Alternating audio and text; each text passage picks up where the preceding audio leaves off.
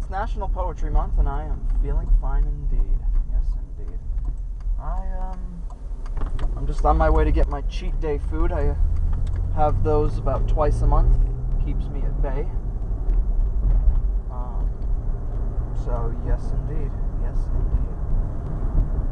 How have you been doing? Good? Have you been dreaming? Having vivid nightmares?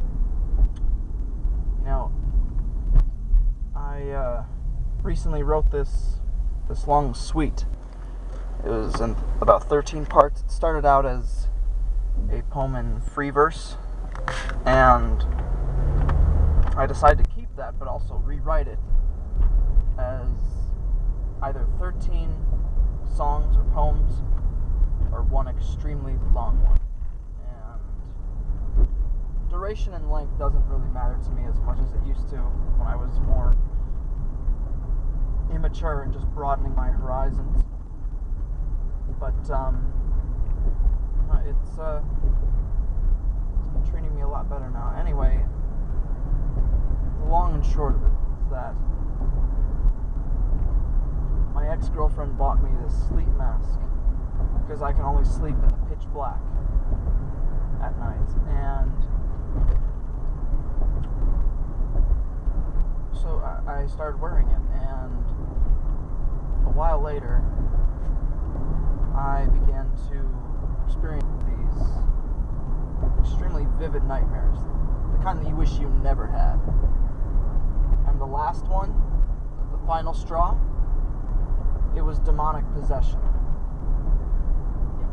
I felt everything happen. I saw everything happen. I saw myself becoming more disfigured, more sort of just disoriented. Just everything pretty much like a demon. And that morning, I took the mask and I cut it to ribbons. Now, at first, I didn't think it was the mask that was causing this frightening mischief. It was just regular nightmares. But I knew that the last two were caused by sleep paralysis. That much I know. That much is certain. So upon destroying it, I had this brilliant idea to write about it, of course, possibly sing about it. And honestly, if history has taught me anything, some of the worst experiences in your entire life can make for brilliant material. I'm not saying that my work is brilliant or not. That's for you to decide. But the release, oh my gosh. The release felt wonderful, just expelling those words into print. And yeah, it was just insane. I also added a certain nightmare that wasn't in the series of nightmares I had to begin with. So,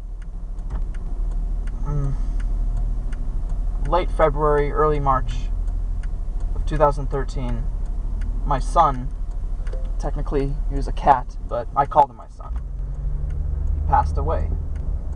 And I saw him a few times. I actually saw him while I was wide awake. And I knew he was watching over me. He was my guardian. And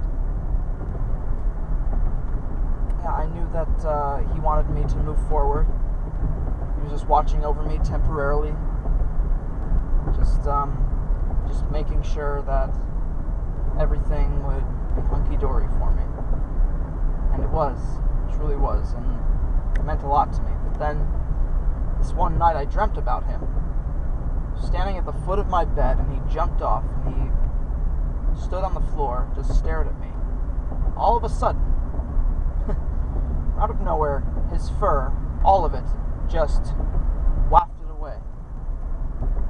And then he started to change and transform into this demonic, cat-like creature from hell. I mean, talk about frightening. And believe it or not, that was the last I ever saw of him.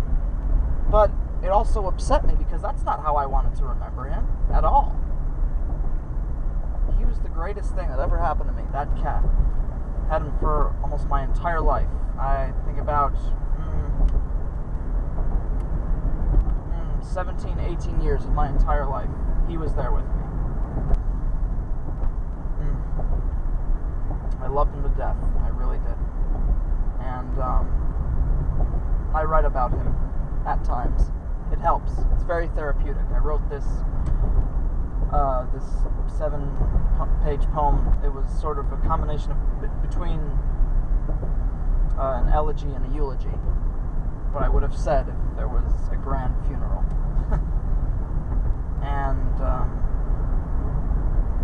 yeah, so I included that nightmare in there, and it was also very therapeutic. If I were to set music to these, it would either be prog rock or folk with big band instruments, because the interludes between the pieces, they'd be different, and the musical style for each song would be different as well. I also wrote this prelude to the poem, as well as this short story that sort of introduces everything. I mean, the prelude serves the same purpose, introduces all of the elements that are coming into play, but also that it's I don't know, it's sort of I suppose you could call it surreal. I don't want to give too much away, of course. I just wanted to give you the nutshell, the abridged nutshell. Although what I explained was probably too explicit to be called a nutshell. Anywho, so yeah, I'm almost finished with my current notebook. Very happy to be starting a new one soon. I'm just filled with ideas. 27 years old, still have a long way to go. Yes, indeed. So,